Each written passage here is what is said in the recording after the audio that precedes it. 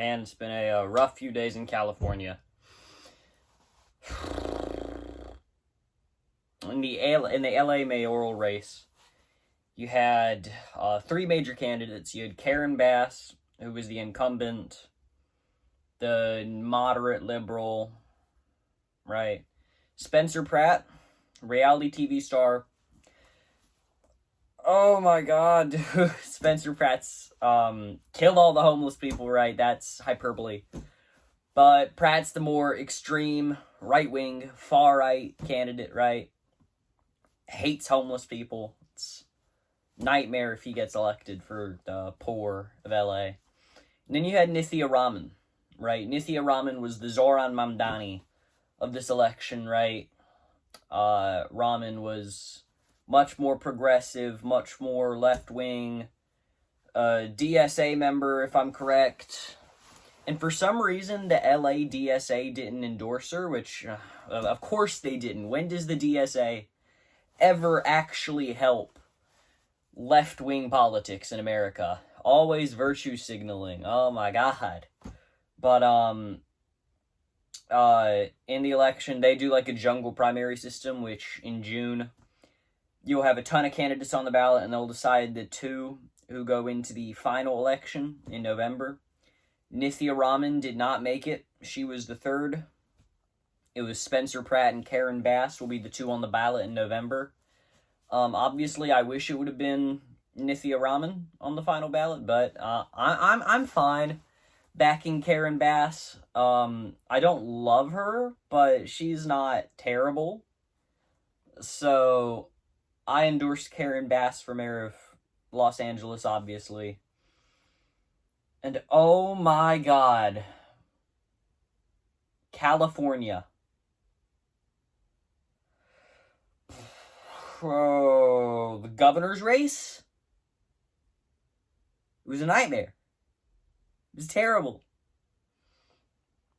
You had, there are three main candidates in the governor's race. You got, Xavier Becerra, who is Biden's old Health Human Services Secretary. Becerra's 9 corporations in a trench coat. Xavier Becerra is the most institutional corporate Democrat that you could possibly imagine. He's funded by Uber, McDonald's, all of these major corporations, right? All of his policies are corporate Democratic. He's not actually left-wing. He's not a real Democrat. He's a conservative in a trench coat. He's a corporation in a trench coat.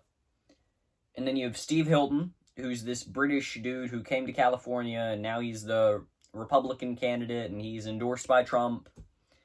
And then you have Tom Steyer.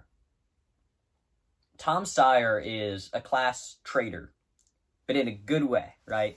Because Steyer is a billionaire, but he left his ranks in the billionaire class.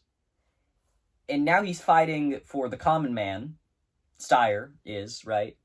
That's why the billionaires hate him so much. Why do you think you'd ever see him on Epstein Island, right? Because he actually fights against the bourgeoisie, right? If you want to call it that. He is an actual fighter. Tom Steyer is. Xavier Becerra is this corporate Democrat. Tom Steyer's a real environmental activist. He's very pro-green, which is good. Big environmentalist. He's endorsed by Bernie Sanders, all the good guys in politics. And California had to mess it all up like they always do. Who won the California? So they do the same jungle primary where the two leaders in the election go to the runoff. And who made it into the California runoff? Xavier Becerra and Steve Hilton.